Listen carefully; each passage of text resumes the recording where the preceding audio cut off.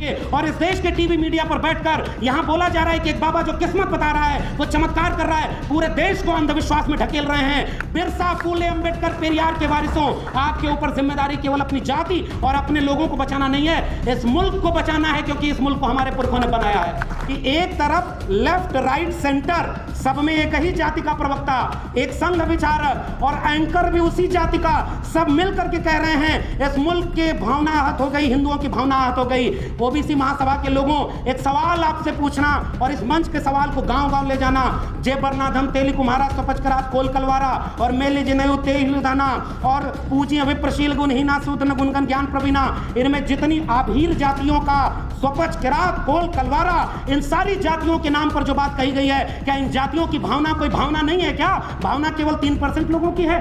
और आपके आरक्षण का विरोध ये सारे वही लोग कर रहे हैं जो आपको हिंदू बनाने आते हैं। ये आपके आरक्षण के विरोधी हैं और इसलिए मैं कह रहा हूं, ये बजरंग दल, विश्व हिंदू परिषद, युवा वाहिनी और ये सारे लोग पूरे देश में गालियां दें, एक मुकदमा नहीं होगा।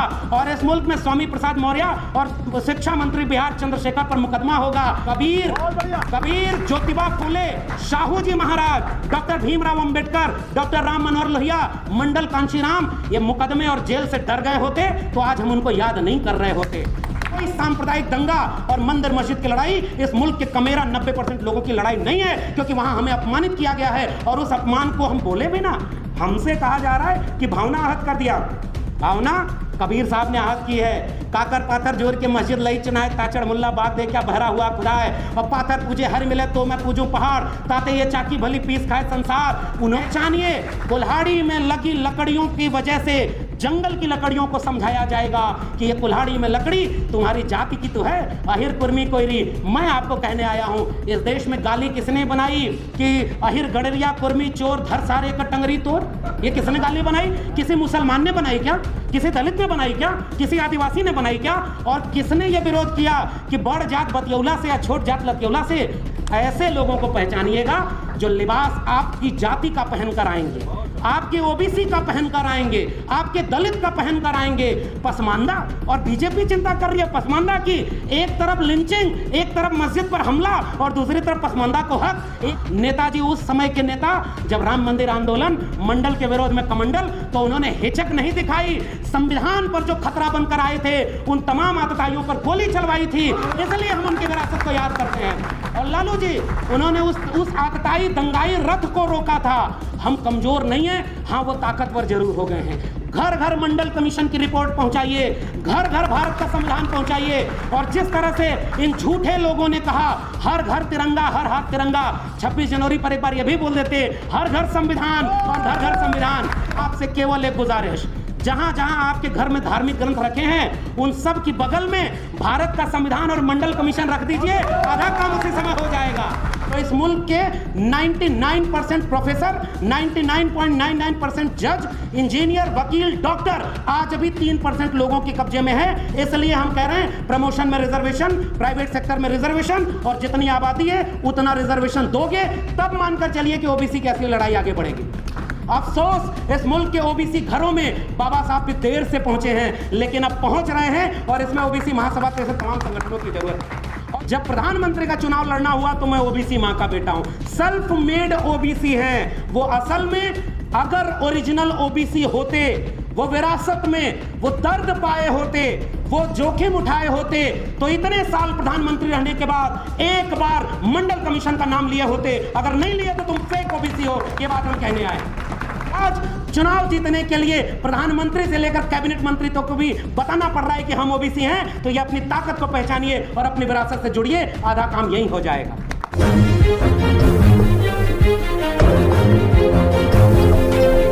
कुछ लोग अभी हाल ही में गुजरे समाजवादी आंदोलन के तमाम नेताओं में से शुमार माननीय नेताजी मुलायम सिंह यादव जी और शरद यादव जी, इन दोनों की स्मृतियों को भी याद करते हुए मैं ये बात कह रहा हूं कि अभी तमाम विरासत के लोग अभी हमारे बीच हैं, जिन्होंने जाने कितनी लाठियां खाई, जाने कितने आंदोलन किए, संघर्ष किए।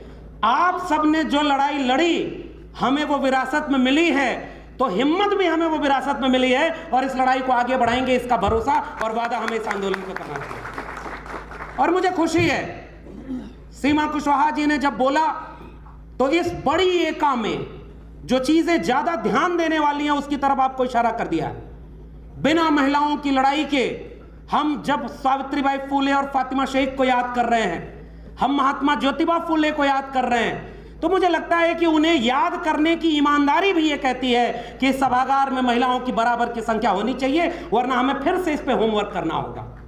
इसलिए मैं उसको साथ देते हुए, और हमारे बिहार के मंत्री जी हैं और अली अनवर साहब जिस एक दूसरे पहलू को रख करके गए कि ये ओबीसी एकता भी तब तक मुकम्मल नहीं है जब तक इसमें किसान, कामगार, कमेरा जातियों में पसमानदा का जिक्र पूरी ताकत से ना हो। इसलिए मैं उनकी भी बात का समर्थन करते हुए तब इस एक ओबीसी में एकता को मुकम्मल मानता हूं। और फिर 2-3 मुद्दे, क्योंकि वक्त बहुत हो गया है, हम लोग तो वैसे भी बहुत कुछ बोल चुके हैं और बोलेंगे। इस मंच पर जितने भी पूर्व के वक्ता थे उनकी बातों का समर्थन करते हुए, ये ओबीसी एकता इसलिए भी जरूरी है और इस मुल्क में ओबीसी लोगों, आपको भी घर घर जाकर के ये बात कहना जरूरी है कि ये ओबीसी महासभा ने जो काम शुरू किया है, इसके पहले तमाम लोगों ने ये लड़ाई लड़ी है।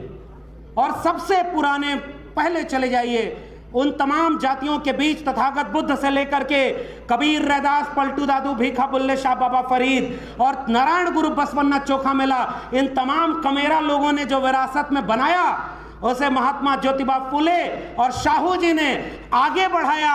और उत्तर भारत में समाजवादी आंदोलन के नेता डॉक्टर राम मनोहर लोहिया जिस दौर में लड़ रहे थे, बिहार में त्रिवेणी संघ बना था और उत्तर भारत में अर्जक संघ, इन सब ने उन कमेरा लोगों को अंधविश्वास, पाखंड और इन सारी चीजों से निकाल करके वैज्ञानिक, तर्कशील, मानवतावाद और समाजवाद के आंदोलन के जरिए एकजुट करने का एक लंबा काम किया है। इसलिए ओबीसी किसी दौर में सोया नहीं था, न अभी सोया है, वो तब भी जगा था और आज भी जगा है और आगे जगा रहेगा। जवाब नंबर 1। अब दूसरी बात, शिकायत फिर ओबीसी से क्यों होती है कि ओबीसी अगर जाग जाए तो ये सब बदल जाए?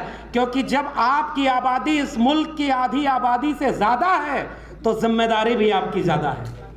ये इसलिए मैं इस बात पर जोर देने आया हूं। अगर आपकी आबादी ज्यादा है और आपके पास मौका है तो आइए एक बड़ी एका बनाए।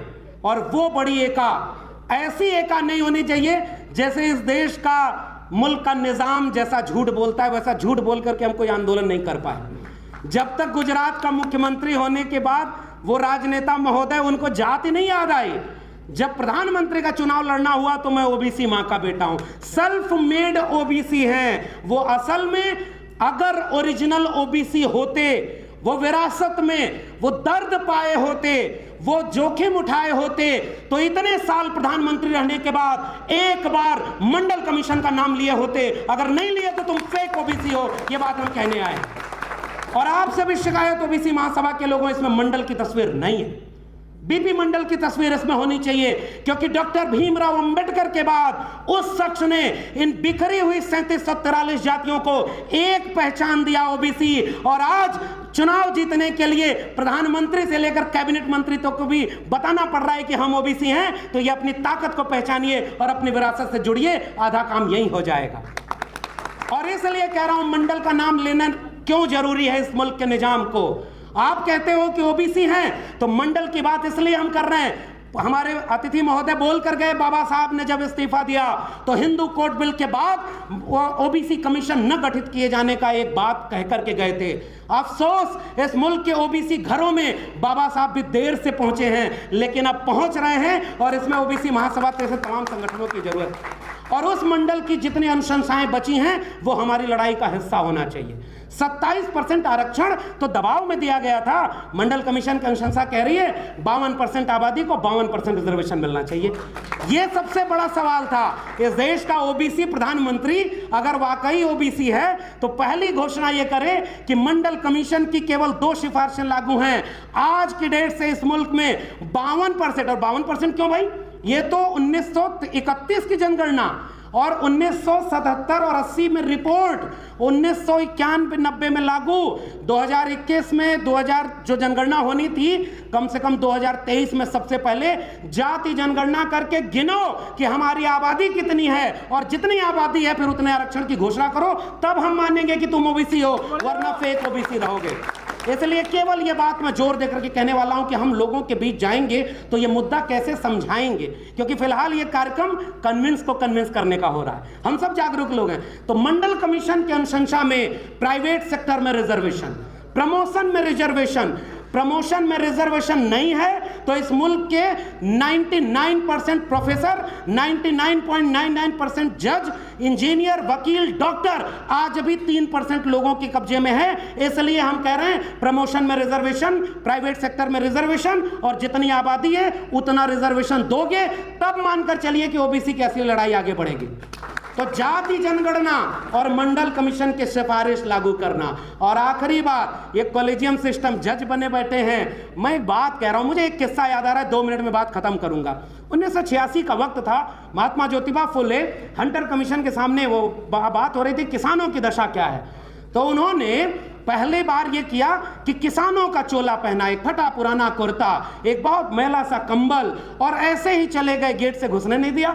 उन्होंने कहा भाई आप कहाँ आ रहे हो? तो उन्होंने कहा कि किसानों का सम्मेलन हो रहा है, हमें किसानों की बात कहनी है। तो उन्होंने कहा कि भाई आप कौन? तब तक पहचान गए लोग कि अच्छा आप ज्योतिबा फुले हैं। तब उन्होंने जाकर उस कमीशन के सामने एक बात कही थी, ये सारे लोग जो भरे पेट और अच्छे कपड़ों में बैठे हैं, इन्हें पता ही नहीं किसानों का दर्द क्या है। आपको ये बताने के लिए कि किसान होता क्या है मैं इस लिबास में आया हूं, क्योंकि आपको पता ही नहीं किसान कितना दर्द सह करके वो जीवन जी रहा है, और ये भरे पेट वाले उनका दर्द क्या बताएंगे। इस मुल्क को अगर बचाना है ओबीसी महासभा के लोगों, तो ओबीसी को तो एकजुट करना ही करना, इसके अलावा आपके पास कोई रास्ता नहीं है।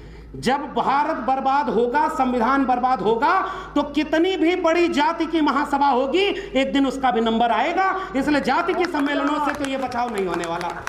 छतरी तो एक ही बनेगी और वो ओबीसी की बनेगी। और जब आप ओबीसी के नाम पर लोगों को एकजुट होंगे तो अपने आप आपको अपने कुछ भाई नजर आएंगे, जिन्हें जैसे जाति के नाम पर ओबीसी बनाकर प्रताड़ित किया गया, वैसे इस मुल्क में इस देश के मूल निवासी आदिवासी हैं जो जल जंगल जमीन बचाने की लड़ाई लड़ रहे हैं। अपने आप दर्द का रिश्ता आपका उनसे बनेगा, इस देश के दलितों से बनेगा, और 90% लोगों की एकजुटता अपने आप बन जाएगी। इसलिए मैं आपको बधाई देते हुए, अगला कार्यक्रम किसी दिल्ली, बंबई, लखनऊ और भोपाल में मत करिएगा, अगला कार्यक्रम किसी गांव चौराहे पर करिएगा। हम सारे लोग आएंगे और इसमें से बहुत सारे लोग चलेंगे। 90% को एक करना है और इसकी जिम्मेदारी ओबीसी महासभा की है। और यह बात बाबू जगदेव प्रसाद, और जगदेव बाबू ने क्या कहा, पहले डॉक्टर लोहिया ने, सन सोपा ने बांधी गांठ, पिछड़ा पावे 100 में 60, उस नारे को आगे बढ़ाकर जगदेव बाबू और रामस्वरूप वर्मा ने क्या कहा। और आखिरी जाते आते टिप्पणी करना जरूरी समझता हूं, जब जगदेव बाबू और रामस्वरूप वर्मा का जिक्र हो रहा है तो थोड़ा रामचरितमानस भी सामने आएगा। और भाटी साहब चले गए, अरसे बाद समाजवादियों के बीच अतुल जी बैठे हुए हैं, ऐसे लोग जिन्होंने अपने ऐसे लोगों को हराया है कि वो किसान कामगार कमेरा की आवाज़ क्या होती है, ये यहाँ बैठे हुए हैं। और भाटी साहब चले गए, मैं उनके सामने ये बात बोलना चाह रहा था।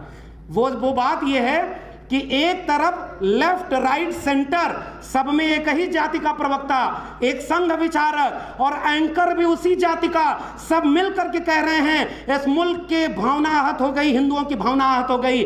ओबीसी महासभा के लोगों, एक सवाल आपसे पूछना और इस मंच के सवाल को गांव-गांव ले जाना।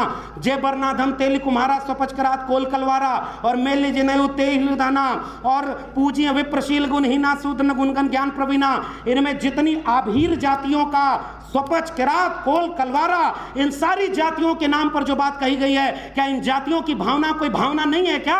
भावना केवल 3% लोगों की है। इसलिए ये बात जाते जाते अपने ओबीसी समाज के लोगों को 2-3 चीज से बचा लीजिएगा। पहला, सांप्रदायिक दंगा। कोई हिंदू मुस्लिम की लड़ाई आपकी लड़ाई नहीं है। ये लड़ाई केवल और केवल अपने हक हुकूक, जल जंगल जमीन और संपत्ति की हिस्सेदारी। 1% लोग 40.5% कब्जा किए हुए हैं और 50% लोग 3% पर गुजारा कर रहे हैं। और इसको अगर बढ़ा दीजिए तो 10% लोगों के पास इस देश की 90% संपत्ति है और 90% लोग 10% पर गुजारा कर रहे हैं। जाति जनगणना का सवाल इसलिए जरूरी है कि पहचान खुलकर सामने आ जाए कि वो 10% कौन है और ये 90% कौन है। इसलिए जाते जाते गुजारिश, कोई सांप्रदायिक दंगा और मंदिर मस्जिद की लड़ाई इस मुल्क के कमेरा 90% लोगों की लड़ाई नहीं है, क्योंकि वहां हमें अपमानित किया गया है और उस अपमान को हम बोले भी ना। हमसे कहा जा रहा है कि भावना आहत कर दिया। भावना कबीर साहब ने आहत की है, काकर पाथर जोर के मस्जिद लई चुनाए, ताचड़ मुल्ला बाग दे क्या बहरा हुआ खुदा है, और पाथर पूजे हर मिले तो मैं पूजूं पहाड़, ताते ये चाकी भली पीस खाए संसार। उन्होंने कम भावना आहत की है क्या? अरे जिस पुरखे का नाम ले रहे हो ओबीसी समाज के लोगों, आपसे केवल एक गुजारिश, जहां जहां आपके घर में धार्मिक ग्रंथ रखे हैं उन सब की बगल में भारत का संविधान और मंडल कमीशन रख दीजिए, आधा काम उसी समय हो जाएगा। मंडल कमीशन और भारत का संविधान अनुच्छेद 51 कहता है कि हम भारत के नागरिकों में वैज्ञानिक चेतना का विकास करेंगे, और इस देश के टीवी मीडिया पर बैठकर यहां बोला जा रहा है कि एक बाबा जो किस्मत बता रहा है, वो चमत्कार कर रहा है, पूरे देश को अंधविश्वास में ढकेल रहे हैं। बिरसा, फूले, अंबेडकर, पेरियार के वारिसों, आपके ऊपर जिम्मेदारी केवल अपनी जाति और अपने लोगों को बचाना नहीं है, इस मुल्क को बचाना है, क्योंकि इस मुल्क को हमारे पुरखों ने बनाया है। ये बर्बाद कर रहे हैं। आप बताइए, अपने दोस्त को अमीर बनाया और कल को उसका शेयर गिर गया और वो भी कोई फ्लाइट पकड़ करके विदेश भाग गया तो क्या होगा? और इसलिए इस देश को बेच दिया है। हमारी लड़ाई सांप्रदायिकता की लड़ाई नहीं है, हमारी लड़ाई पाखंड की लड़ाई नहीं है, अंधविश्वास की लड़ाई नहीं है। घर घर मंडल कमीशन की रिपोर्ट पहुंचाइए, घर घर भारत का संविधान पहुंचाइए। और जिस तरह से इन झूठे लोगों ने कहा हर घर तिरंगा, हर हाथ तिरंगा, 26 जनवरी पर एक बार यह भी बोल देते हर घर संविधान और घर घर संविधान। और इस महासभा में जाते जाते केवल एक गुजारिश, आइए इस मुल्क को, एक बार रथ चला था ना मंडल के विरोध में, कमंडल का, पहचानो भाई। बिहार के मंत्री बैठे हुए हैं, जाति जनगणना की घोषणा हुई तो विरोध में कौन आया? मैं आपसे सवाल पूछ रहा हूं, जाति जनगणना के विरोध में कौन आया? झारखंड में जब आरक्षण बढ़ा के 77% किया गया है, राज्यपाल किसका है जो सिग्नेचर नहीं कर रहा है? छत्तीसगढ़ में जब आरक्षण SC ST OBC तीनों का बढ़ाया गया तो आरक्षण का विरोध कौन कर रहा है? यहां आएंगे तो कहेंगे मैं OBC मां का बेटा हूं, मैं फकीर आदमी हूं, और आपके आरक्षण का विरोध ये सारे वही लोग कर रहे हैं जो आपको हिंदू बनाने आते हैं। ये आपके आरक्षण के विरोधी हैं। और इसलिए मैं कह रहा हूं, ये बजरंग दल, विश्व हिंदू परिषद, युवा वाहिनी और ये सारे लोग पूरे देश में गालियां दें, एक मुकदमा नहीं होगा। और इस मुल्क में स्वामी प्रसाद मौर्य और शिक्षा मंत्री बिहार चंद्रशेखर पर मुकदमा होगा, जो बोलेगा उस पर मुकदमा होगा। तो भाइयों एक बात सुनो, डॉक्टर राम मनोहर लोहिया, भारत आजाद हुआ तो लोग सत्ता में बैठे और राम मनोहर लोहिया नहर रेट आंदोलन के लिए सड़क पर लाठी खा रहे थे। उन नायकों को आपने तस्वीर में लगाया है। केस, मुकदमा, ये आपसे कभी आपकी आवाज नहीं रोक पाएगा। कबीर, ज्योतिबा फुले, शाहू जी महाराज, डॉक्टर भीमराव अंबेडकर, डॉक्टर राम मनोहर लोहिया, मंडल कांशीराम, ये मुकदमे और जेल से डर गए होते तो आज हम उनको याद नहीं कर रहे होते। आपको आखिरी बात, केवल गुजारिश, नकारात्मकता तो देखिए बहुत है, मैं भी चाहता तो यहाँ आपको बहुत सारी कमियां गिना देता कि ओबीसी में ये कमियां हैं। अरे बहुत कमियां हैं, फिर भी गुंजाइश इतनी है कि अगर न्यूनतम सहमति पर भी बृहत्तम एका बना लेंगे, ये मुल्क अपने आप बचा लेंगे। इसलिए कमियों की बात मैं नहीं कर रहा। और वसीम बरेलवी का शेर पढ़ के जा रहा हूं, उसी को जीने का हक है जो इस जमाने में इधर का दिखता रहे और उधर का हो जाए। ऐसे लोगों को पहचानिएगा जो लिबास आपकी जाति का पहन कर आएंगे, आपके ओबीसी का पहन कर आएंगे, आपके दलित का पहन कर आएंगे। पसमानदा, और बीजेपी चिंता कर रही है पसमानदा की, एक तरफ लिंचिंग, एक तरफ मस्जिद पर हमला और दूसरी तरफ पसमानदा को हक। एक तरफ सारे सरकारी संपत्ति बेच दो, जाति जनगणना की मांग इतनी ताकतवर हो गई कि जनगणना ही नहीं करा रहे। अरे ये डरपोक लोग हैं, थोड़ी हिम्मत और बढ़ाइए, सारी मांग आपकी मान लेंगे। इसलिए पहचानिए, कुल्हाड़ी में लगी लकड़ियों की वजह से जंगल की लकड़ियों को समझाया जाएगा कि ये कुल्हाड़ी में लकड़ी तुम्हारी जाति की तो है, अहिर कुर्मी कोयरी। मैं आपको कहने आया हूं, इस देश में गाली किसने बनाई कि अहिर गड़रिया कुर्मी चोर धर सारे का टंगरी तोर? ये किसने गाली बनाई? किसी मुसलमान ने बनाई क्या? किसी दलित ने बनाई क्या? किसी आदिवासी ने बनाई क्या? और किसने ये विरोध किया कि बड़ जात बतियौला से या छोट जात लतियौला से? उनके भी मेरे प्रिय कवि हैं तुलसीदास, लेकिन जहां गड़बड़ है वहां प्रिय नहीं है। मैं कहूंगा कि आपने वर्ण व्यवस्था स्थापित की, आपने इन जातियों के खिलाफ बोला है और मैं इस बात पर कायम हूं। और जाते जाते कुल्हाड़ी की लकड़ी की पहचान को अपनी पहचान से जोड़ेंगे। उत्तर प्रदेश अभी अतुल भाई बोलेंगे तो समझ में आएगा। लोगों को बदनाम किया, किन जाति के लोगों का थाने में वर्चस्व है, सब लूट लिया। ओबीसी का सारा हक अहिर कुर्मी कोयरी ने लूट लिया, इन्होंने इनका लूट लिया। अरे इसीलिए तो हम कह रहे हैं जाति जनगणना करा दो, पता चल जाएगा कितना लूट लिया। इसमें तुम क्यों विरोध में आ जाते हो? जाति जनगणना का विरोध केवल ब्राह्मण क्यों करता है भाई? अगर यादवों ने, कुर्मी कोयरी ने ज्यादा, क्योंकि पता है ज्यादा लूटा नहीं है। कितने वाइस चांसलर, कितने जज, कितने वकील, कितने डॉक्टर, इंजीनियर अहिर कुर्मी कोयरी के बन गए। भाई आपको जो लड़ता है ना, सबसे पहले उसे बदनाम किया जाता है, इसलिए ताकि बाकी जातियों को कहा जाए अब उधर कुछ नहीं मिला इधर आओ। तो उत्तर प्रदेश में जिन लोगों को कहा गया कि बहुत कुछ मिलेगा इधर आओ, राम मंदिर की आड़ में नींव की ईंट वही बने हैं, सब कुछ लूटा आपका भी जाएगा। जाते जाते गुजारिश, शरद यादव को याद करते हुए मैं कह रहा हूं, इसी सम्मेलन में मैंने पहली बार शरद यादव को सुना, नेताजी को सुना। नेताजी उस समय के नेता, जब राम मंदिर आंदोलन, मंडल के विरोध में कमंडल, तो उन्होंने हिचक नहीं दिखाई। संविधान पर जो खतरा बनकर आए थे, उन तमाम आतताइयों पर गोली चलवाई थी, इसलिए हम उनकी विरासत को याद करते हैं। और लालू जी, उन्होंने उस आतताई दंगाई रथ को रोका था। हम कमजोर नहीं हैं, हाँ वो ताकतवर जरूर हो गए हैं। आइए मिलकर के सांप्रदायिकता के खिलाफ, और आदिवासी इलाके में जितने लोग हैं, यही आनंद राय जी आए हुए हैं, और मध्य प्रदेश के ओबीसी साथियों, आपको तो अच्छे से पता है वहां कितने ओबीसी पर शोषण हो रहा है, आदिवासी पर शोषण हो रहा है, दलितों पर शोषण हो रहा है। सारा शोषण हम सहें और भावना आहत भी हम ना करें। साहब तैयारी कर लो, अब हम तैयार होकर आए हैं। बिरसा, फूले, अंबेडकर, पेरियार के वारिस, जितना भावना आहत गुलामगिरी ने नहीं किया, जितनी भावना आहत एनिलेशन ऑफ कास्ट में बाबा साहब ने नहीं किया, उसकी आधी भी भावना अगर हम आहत कर दिए तो ये मुल्क 90% कमेरा लोगों का बन जाएगा। इसलिए शरद यादव को याद करते हुए कह रहा हूं, अब हमें नाक छोटी करनी होगी और दिल बड़ा करना होगा।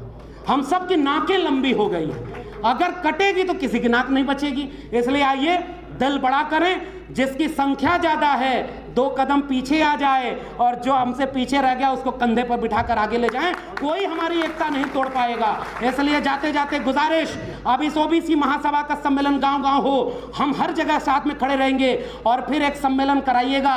ओबीसी महासभा आदिवासी संगठन और दलित संगठनों को मिलाकर कराइएगा। 90% लोगों का संगठन, मिलकर लड़ेंगे, मिलकर बचाएंगे। ये मुल्क हमारे पुरखों ने बनाया, हम उसे बचाएंगे ताकि आने वाली पीढ़ियां हमें नालायक नहीं। आपने मुझे बोलने का मौका दिया, बहुत बहुत धन्यवाद, शुक्रिया।